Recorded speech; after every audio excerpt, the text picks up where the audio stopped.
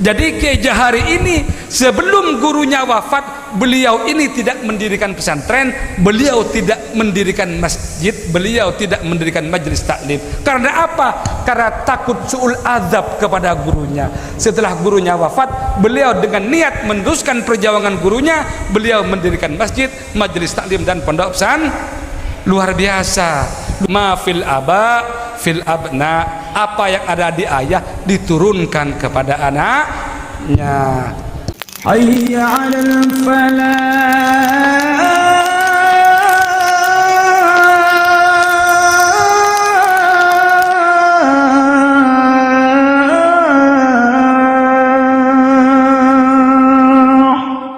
Sambutan yang keempat sekaligus tausiah yang akan disampaikan kepada yang mulia Kiai Haji Ilzamuddin Soleh, Ketua Umum Naqobah Ashraf Aulia Tis'ah, Kepala Suku Keturunan semua Wali Songo. Kepada yang mulia Kiai Haji Ilzamuddin Soleh, waktu dan tempat dipersilakan. Allahumma salli ala Sayyidina Muhammad.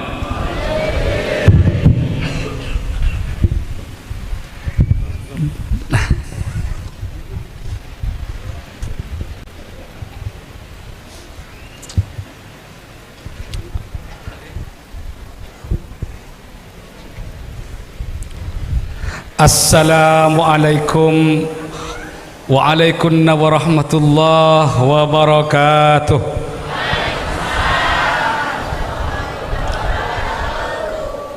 Bismillahirrahmanirrahim.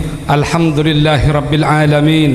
Wassalatu wassalamu ala asyrafil anbiya wal mursalin, sayyidina wa habibina wa syafi'ina wa maulana Muhammadin wa ala alihi wa sahbihi ajma'in. Subhanaka la ilma lana illa ma 'allamtana innaka antal alimul hakim. Rabbana iftah bainana wa baina qaumina bil haqq wa anta khairul fatihin.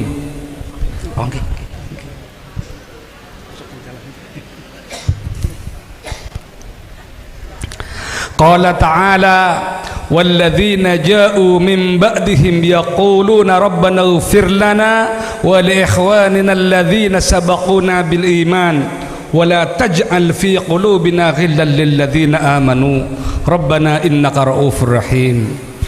وقال النبي صلى الله عليه وآله وسلم بروا آباءكم تبركم أبناؤكم الحديث أو كما قال.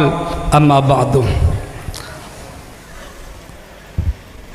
Ashabul fadilah, para alim, para ulama, wa nahusu bidzikri al-mukarram Kiai Haji Muhyiddin Nawawi,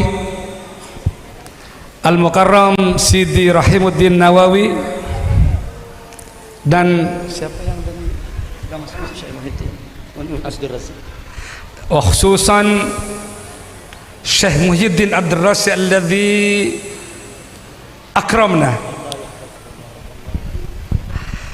serta Kiai Ahmad juga Al-Bandawi yang saya hormati,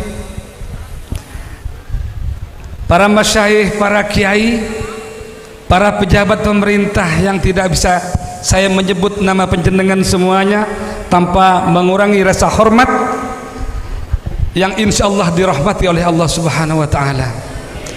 Hadirin wal hadirat rahimakumullah. Alhamdulillah, saya pada malam hari ini sungguh bersyukur, sungguh bahagia karena oleh Allah Subhanahu wa taala diberi kesempatan untuk bersilaturahim dari Jawa bagian timur, dari Pulau Garam, bersilaturahim dengan saudara-saudara sekalian yang ada di Bekasi ini. Bitalaffuz alhamdulillah hamdan yuwafi ni'amahu wa yukafi mazidah. Kita berharap pertemuan ini diberkati oleh Allah Subhanahu wa taala, menjadi pertemuan yang barokah, yang mendapatkan pahala dan ridha dari Allah Subhanahu wa taala. Salawatullah ma'asalamih. Marilah kita bersama-sama panjatkan, kita haturkan keharibaan baginda Nabi kita, Nabi besar Muhammad sallallahu alaihi wasallam, yang telah membawa diri kita minadz-dzulumat ilan nur, dari alam kebodohan menuju alam kepintaran seperti sekarang ini. Semoga kita semua senantiasa mendapatkan syafaat darinya. Amin Allahumma amin. Para hadirin wal hadirat rahimakumullah, sesuai dengan permintaan tuan rumah, saya ini tamu, ad-duyuf kal mayyit. Tamu itu seperti mayit. Jadi apapun yang diperintah, yang diminta oleh sahibul hajjah, sahibul bait, ya kita harus siap. Karena beliau tadi meminta saya untuk menjelaskan sedikit tentang sejarah Kejahari dan silsilahnya ke atas intiha ila Rasulillah sallallahu alaihi wasallam.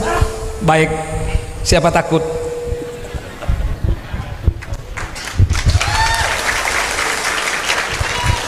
Para hadirin hadirat rahimakumullah, saya tanya kepada panjenengan semua, cinta ndak sama Kejahari? Ingin barokahnya Kejahari apa tidak? Kenal tidak sama Kejahari? Di mana kenalnya? Wong Kejahari sudah wafat sejak dulu. Ayo, ibu-ibu kenal tidak? Tidak kenal. Makanya ini tolong disimak. Saya barusan dikirimi tentang sejarah manakib dari beliau Syekh Jahari. Ini ya, saya baca ya, nanti sambil lalu saya jelaskan. Syekh Muhammad Jahari ini adalah kakek daripada Sidi Rahimuddin. Jadi Sidi Rahimuddin bin Nawawi bin Jahari, Sidi Muhyiddin bin Nawawi bin Jahari. Tayyib. Beliau ini ternyata saudaranya sedikit, cuma 25. Sedikit apa banyak? Istrinya Syekh Nawawi sedikit, cuma 4, Bu. 4.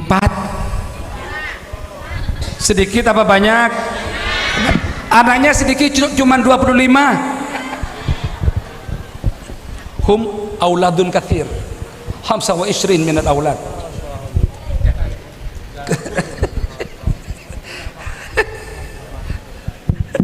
Jadi Kejahari ini termasuk orang yang subur dengan istri-istrinya yang banyak. Ini patut kita teladani. Betul Siti. Dan ternyata diteladani oleh putra-putri beliau. Nah, Kejahari bin Mukhtar bin Muhajir bin Abdullah bin Jamat. Nah, panjenengan tahu Syekh Jamat ini siapa? Syekh Jamat ini adalah kakek bersama daripada para aulia, para waliullah yang ada di tanah Banten ini. Di antaranya Syekh Jahari, di antaranya lagi Syekh Nawawi Al-Bantani, terus lagi Syekh siapa? Mursyid Thariqah? Syekh Abdul Karim, Syekh Abdul Karim Banten. Itu Mursyid Thariqah Qadariyah wa Naqsabandiyah. Beliau bertiga itu nasabnya adalah sampai kepada Syekh Jamat. Syekh Jamat ini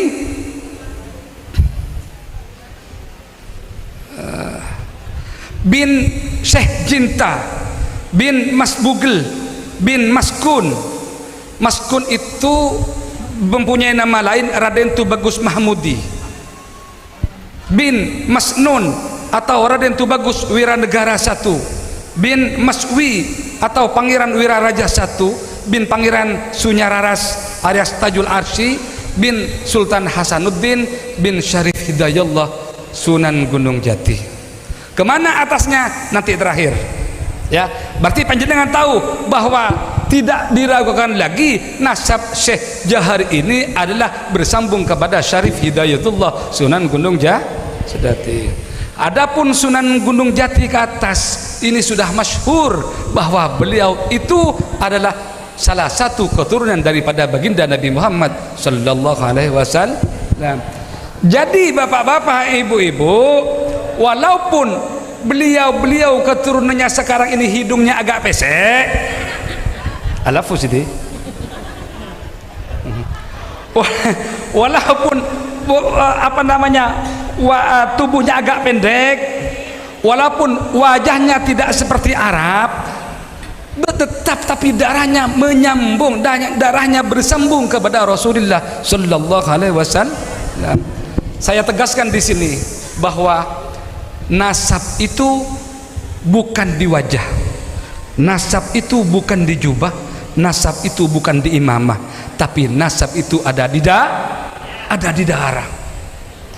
Belum tentu orang yang berwajah Arab nasabnya bersambung kepada Rasulullah Muhammad Sallallahu Alaihi Wasallam, dan belum tentu pula orang yang berkulit hitam, bermata sipit, berambut keriting, hidung pesek, mata dan lain sebagainya, nasabnya tidak bersambung kepada Rasulullah Muhammad Sallallahu Alaihi Wasallam.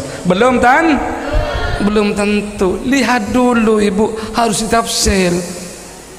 Kalau asalkan wajah Arab nasabnya bersambung kepada Rasulullah, silahkan datang ke kampung Arab, banyak di sana orang Arab, tapi belum tentu nasabnya bersambung kepada Rasulullah Muhammad Sallallahu Alaihi Wasallam. Nah, ini dari nasab.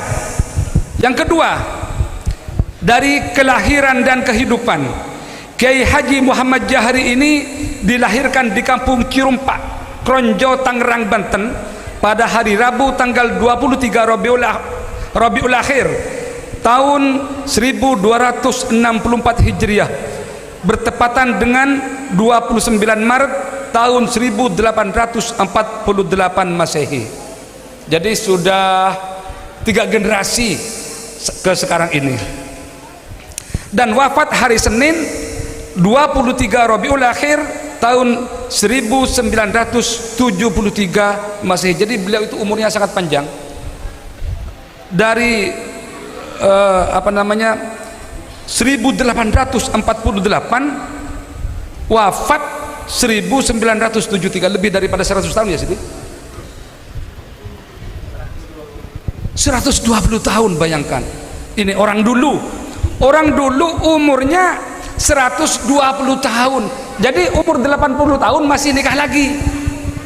Kalau sekarang, generasi sekarang, saya mau tanya nih, umur 60 tahun sudah gini. Orang dulu umur 80 tahun masih gini. Orang dulu ini onderdil Jepang, bukan onderdil sekarang, bukan onderdil imitasi. Umur 100 tahun masih gencar-gencarnya berproduksi. Ini orang dulu 120 tahun, bayangkan. Mengapa demikian?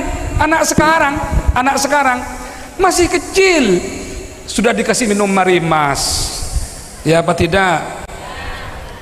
Masih kecil ibunya malas bikin bumbu, belikan bumbu ayam goreng. Masih kecil anaknya dikasih minuman-minuman yang berbahan kimia semua. Kalau dulu tidak. Dulu itu zamannya Syekh Jahari belum ada penyedap rasa, semuanya masih alami, sehingga onderdilnya ini kuat, saudara-saudara. Tidak imitasi, tidak rapuh seperti kita. Generasi kita sekarang ini umur 25 tahun sudah kencing manis. Iya Pak ya? Banyak, 25 tahun sudah kencing manis. Umur 20 tahun nafasnya sudah gitu. Sudah kembang kempis nafasnya. Jalan sedikit 100 meter ini sudah kembang kempis nafasnya. Kalau dulu tidak, umur 80 tahun seperti Syekh Jahari ini masih banyak, masih nambah istri, saudara-saudara. Kuat. Saya kebetulan sama dengan Syekh Muhyiddin umurnya sini 48 ya, sama Dewa Isrin, sama Dewa Arba'in ya, baik. 25 ya Syekh, sudah Anta 25. Ini Syekh Muhyiddin katanya kalau ada yang cocok, beliau itu ngaku umurnya 25 tahun katanya, monggo kalau ada yang mau katanya.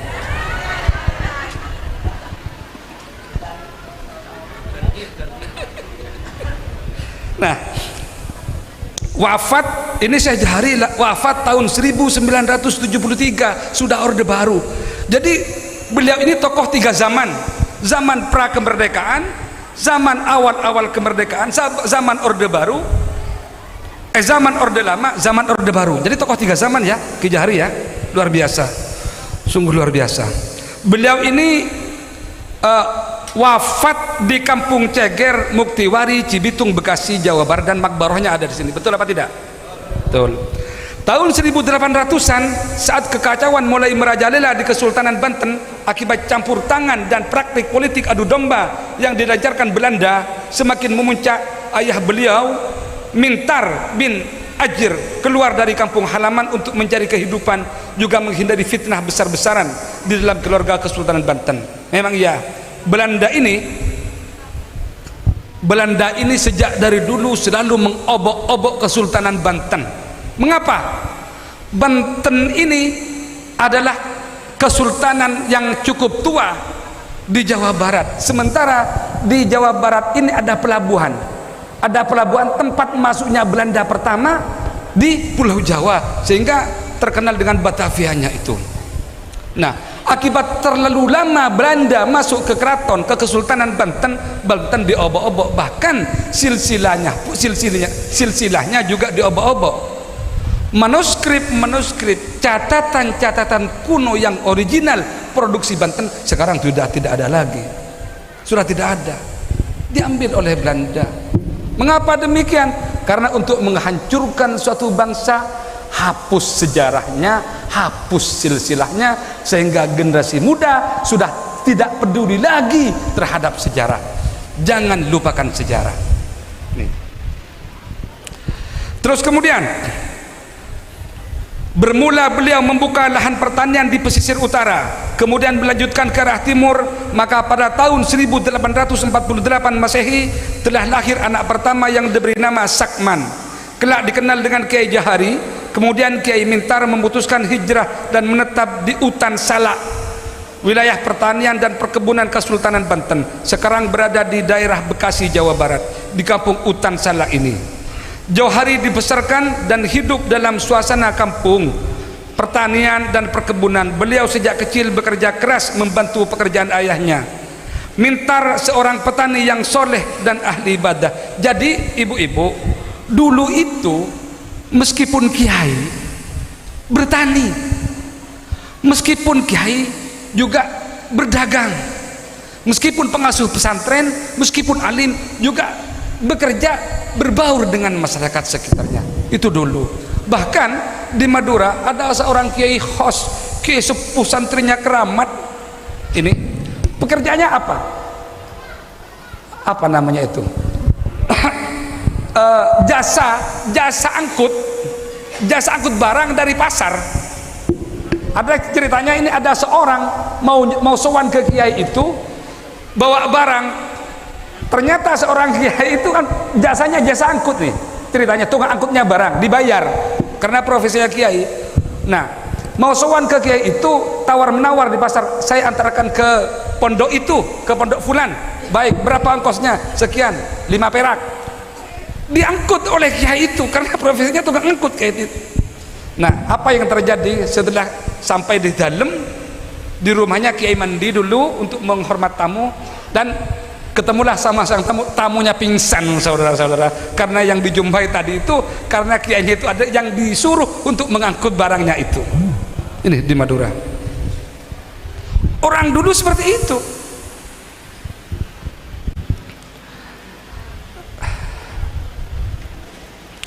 Di kampung beliau sejak kecil bekerja keras membantu pekerjaan ayahnya. Mintar seorang petani yang soleh dan ahli ibadah, dikenal sebagai tempat mengadu dan memohon doa semua orang yang di sekitarnya. Ibunya juga ahli ibadah. Nah, ini bapak dan ibunya beliau ahli ibadah.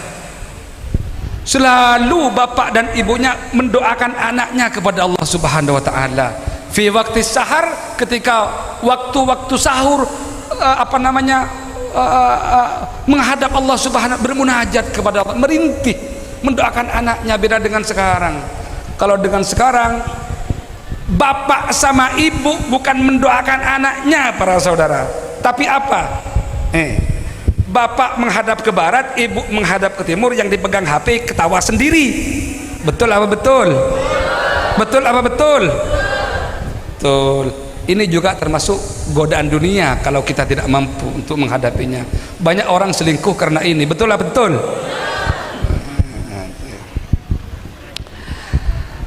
Kedua orang tuanya sangat mengharapkan putra sulungnya ini menuntut ilmu di pondok pesantren dan menjadi ulama besar. Namun Sakman betapapun ia juga sangat ingin ke pesantren seperti kebanyakan anak-anak Banten, namun keadaan ekonomi keluarganya sangat sederhana membuat dia tidak ingin menyusahkan banyak orang. Sebagai anak sulung ia terus bekerja keras membantu perekonomian orang tuanya, namun dia tetap mengikuti pengajian Al-Quran dan praktek ibadah di surau kepada para ulama setempat. Nah, ini orang dulu. Orang dulu itu termasuk Kiai Sakman ini rajin mengaji di surau-surau. Mungkin kalau sekarang di kota metropolitan seperti ini sudah tidak ada tradisi-tradisi seperti itu, sudah terdegradasi oleh zaman, degradasi oleh keadaan. Kalau dulu ketika menjelang maghrib, sore bekerja, menjelang maghrib sudah pakai sarung siap ngaji di surau, ngaji di langgar, dan pinter-pinter. Sekarang saja, sekarang anak-anak di kota besar sudah SMP tidak sedikit dijumpai yang tidak tahu ngaji. Betul apa betul? Apalagi tulis baca, tulis Arab tambah tidak ada, jarang, kecuali yang ada di pesantren. Kalau di kota-kota besar jarang ini, Bu. Mari kita sebagai orang tua selalu telaten dan open mendidik anak kita agar supaya kenal agama sejak dini. Seperti ini, seperti ceritanya Kiai Sakan yang mempunyai putra Kiai Jahari ini. Di sela-sela kesibukan itu, Sakman sempat mempelajari pencak silat dan ilmu bela diri Banten yang tengah marak dan tren pada saat perlawanan total rakyat Banten terhadap penjajahan dan kekacauan. Nah, sehingga dia itu dikenal dengan pemuda yang tangguh dan kuat, namun dikenal jujur dan soleh, disegani kawan dan lawan, serta disayang semua orang tua karena budi pekerti yang luhur dan bahasanya yang mulia. Ini orang dulu. Ini satu potret bahwa Kiai Sakman ini adalah orang yang berakhlak mulia, yang menurunkan anak soleh, yang menurunkan waliullah. Ma fil aba fil abna, buah jatuh tidak jauh dari pohon. Para hadirin, mengapa saya bacakan biografi beliau agar supaya ini menjadi ibrah, menjadi pelajaran bagi kita, agar supaya meneladani, meniru, mengikuti rekam jejak beliau sehingga anak kita menjadi anak yang solehin, solehat, berbakti kepada orang tua, taat kepada guru, menjadi kebanggaan keluarga, membanggakan bangsa dan negara. Amin Allahumma amin. Nah, terus kemudian perjalanan menuntut ilmu ini, Kiai Jahari membaca Al-Quran pada usia dini dari ibunya dan belajar praktek ibadah dari beberapa ulama di kampungnya. Ini Kiai Jahari sudah sejak kecil rajin membaca Al-Quran, belajar Al-Quran mulai dari alif, bata itu sampai alim, belajar kepada para kiai di kampungnya dan belajar juga kepada ibunya. Kemudian setelah dewasa baru menuntut ilmu agama di pesantren. Biasanya kalau orang dulu itu mondok di usia 13 tahun.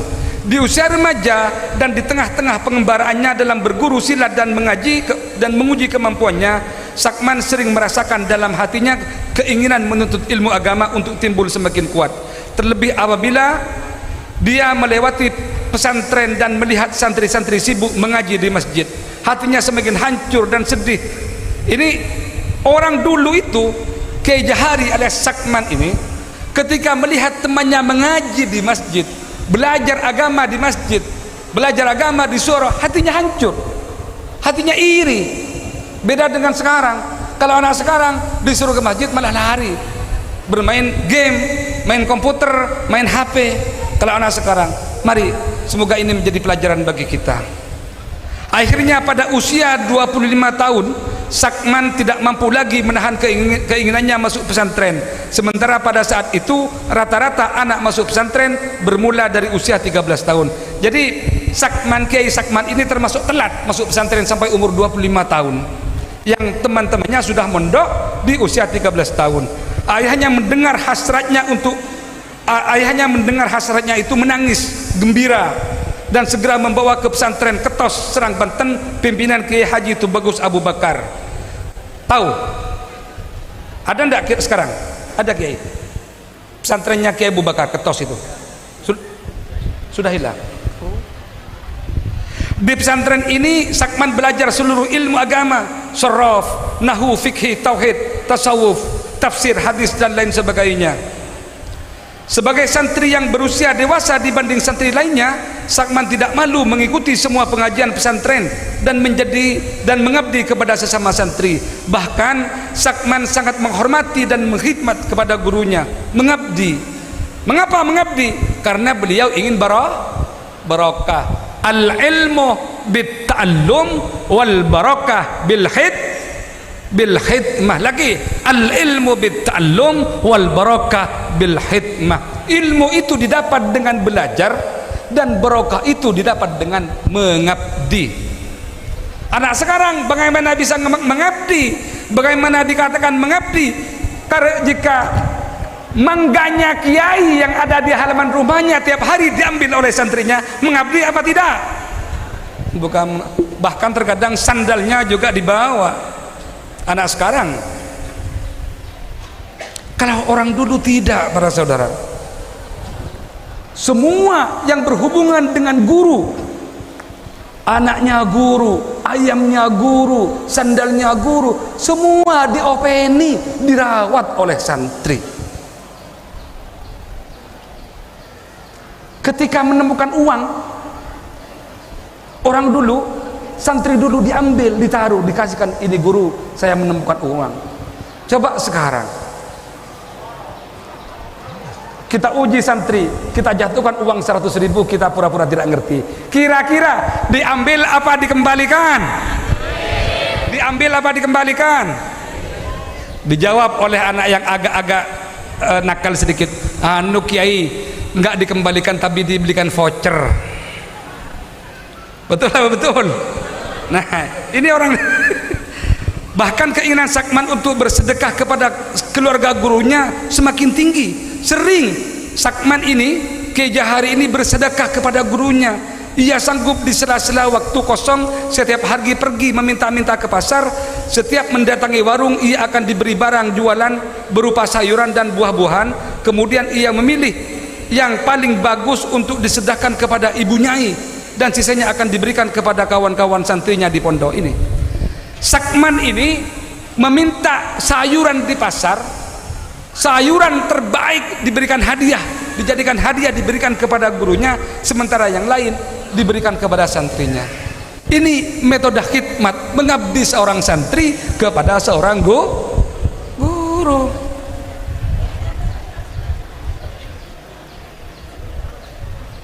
Barang siapa yang ingin barokah ilmunya, maka dia mengabdilah kepada guru.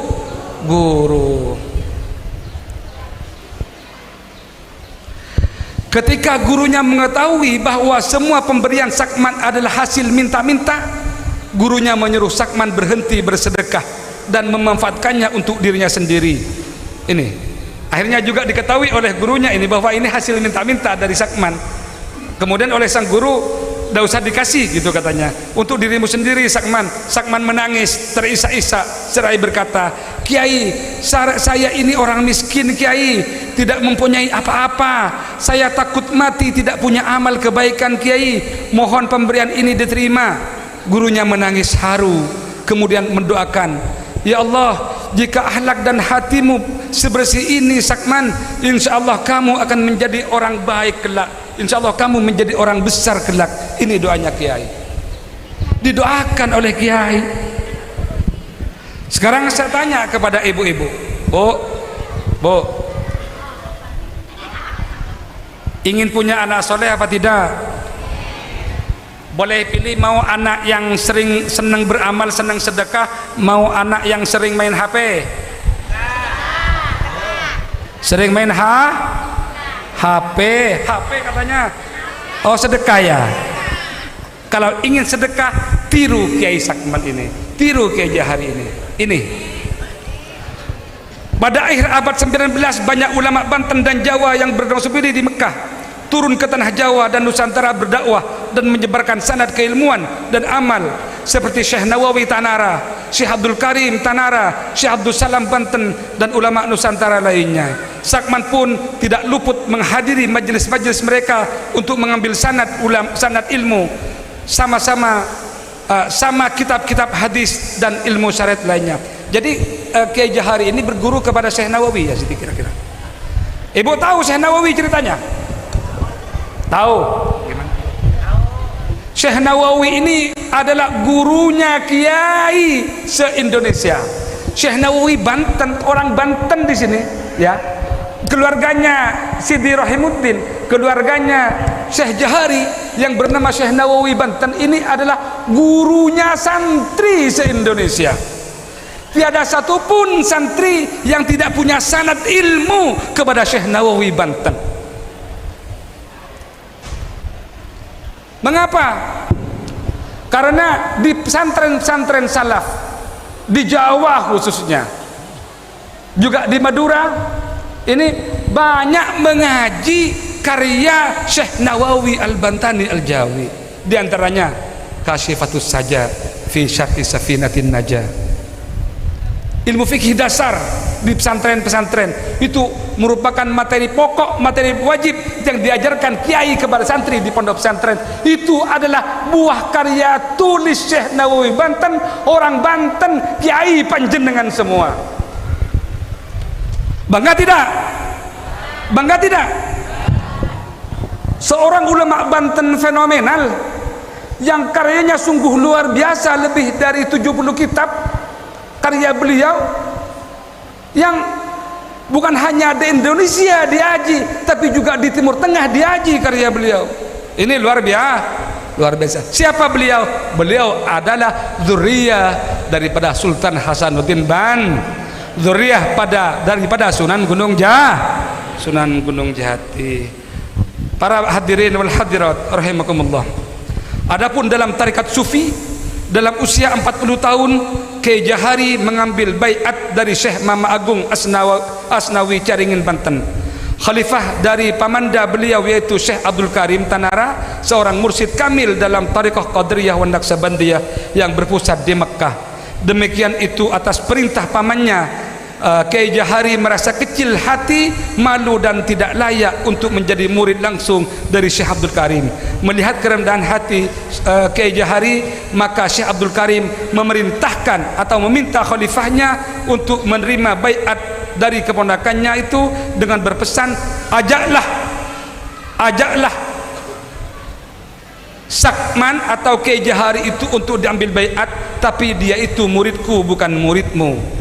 Ini dawuh Syekh Abdul Karim Tanara. Sejak tahun 1890 setelah perang geger Cilegon, Kiai Jahari berada di bawah bimbingan Syekh Asnawi Caringin. Dengan penuh takzim dan khidmat beliau mengikuti tarbiyah sufiah belasan tahun, hingga pada tahun 1909 Kiai Jahari diangkat menjadi khalifah. Selanjutnya beliau mendirikan pesantren, masjid dan tempat-tempat pengajian di kampung-kampung sekitarnya. Namun walaupun sudah menjadi khalifah dengan keluhuran akhlak dan takzimnya kepada gurunya, beliau baru mendirikan majlis zikir di Kampung Ceger, Tambun, Bekasi setelah wafat gurunya tahun 1937. Jadi Kiai Jahari ini sebelum gurunya wafat, beliau ini tidak mendirikan pesantren, beliau tidak mendirikan masjid, beliau tidak mendirikan majlis taklim. Karena apa? Karena takut su'ul azab kepada gurunya. Setelah gurunya wafat, beliau dengan niat meneruskan perjuangan gurunya, beliau mendirikan masjid, majelis taklim dan pondok pesantren. Luar biasa sifat daripada Kiai Jahari ini. Layak ditiru apa tidak?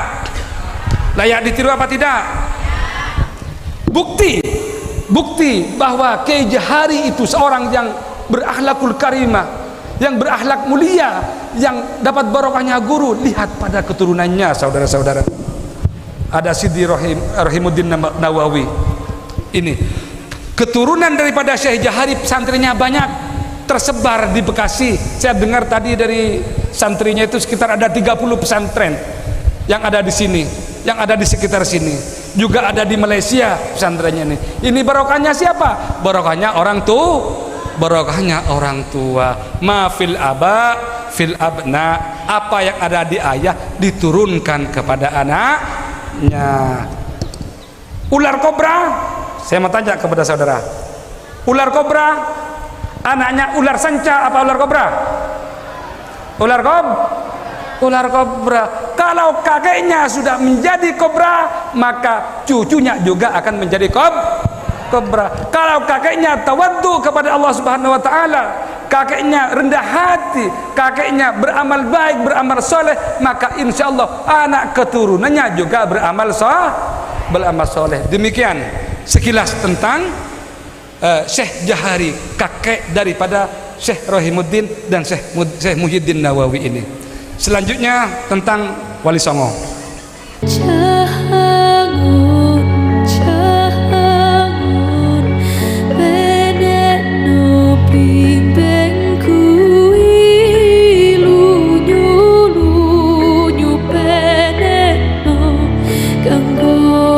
So